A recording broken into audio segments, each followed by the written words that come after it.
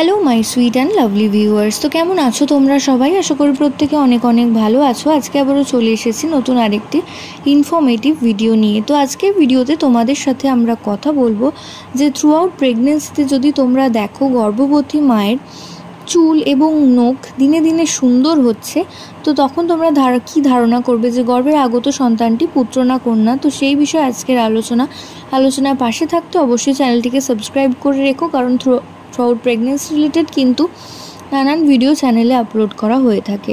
তো গর্ভাবস্থায় যদি দেখো কোনো গর্ভবতী মায়ের চুল এবং নখ দিনে দিনে সুন্দর হচ্ছে এবং নখ ভেঙে যাচ্ছে কম, তার সাথে সাথে হেয়ার গ্রোথ, চুলের প্রচণ্ড পরিমাণে বৃদ্ধি পেয়েছে, তার সাথে সাথে চুল শাইন করছে এবং চুলের সৌন্দর্য তার সাথে সাথে ঘনত্ব বাড়ছে, তো সেক্ষেত্রে ধারণা করা যেতে পারে যে গর্ভের আগত সন্তানটি একটি ফুটফুটে পুত্র সন্তান আসতে চলেছে। তো আশা করছি ভিডিওটা তোমাদের কাজে আসবে। প্রত্যেকে ভালো থেকো, সুস্থ থেকো, এই কামনা করে ভিডিও এখানেই শেষ করলাম। নমস্কার।